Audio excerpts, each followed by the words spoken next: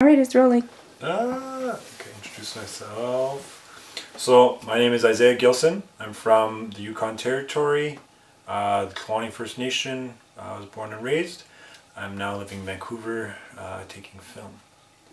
I am doing the call to action number 15, which reads as, we call upon the Government of Canada, provincial and territorial governments, and the courts to adopt the following legal principles.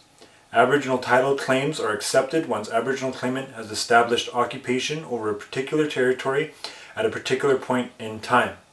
Number 2, or bullet 2.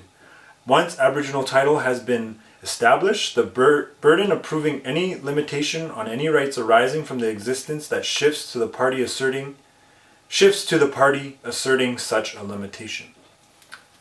It is important that as Indigenous people, Aboriginal people of Canada or North America, of the world even, is that we have control of our land.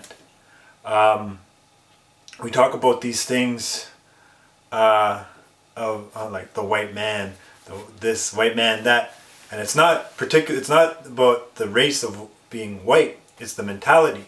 And what the mentality is we go to ever since basically, even before, even kind of the Industrial Revolution was what started it, Eurocentric ideas coming to the West, because we stem from the British and the French and European countries, is that it's on a path, the mentality is on a path of destruction. It's always about consumption, and destroying.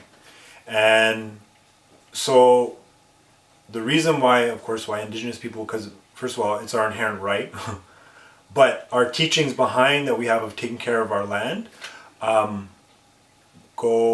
have much more of a connection. We don't need a policy or anything written for us to take care of the land. It's just an inherent right. It's something that we know we have to do to take care of our lands, because we have that connection. We have the connection with the earth, the animals, the water, the trees, everything. And we know we have a harmony.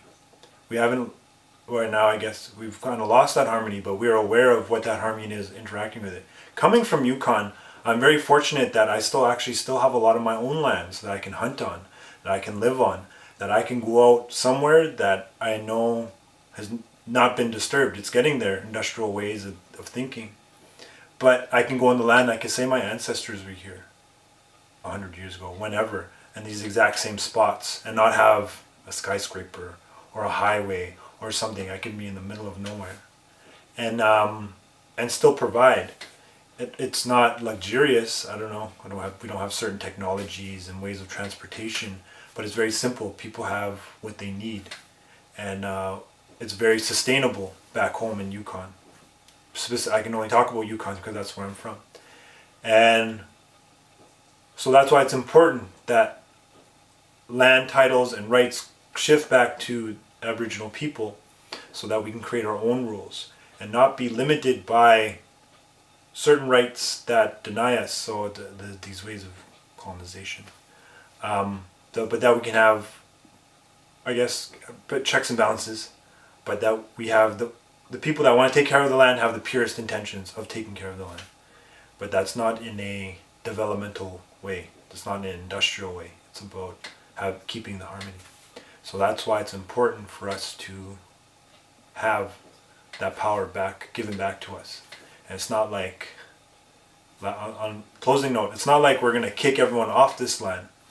We now come to the understanding that we are human beings. We're all put on this earth.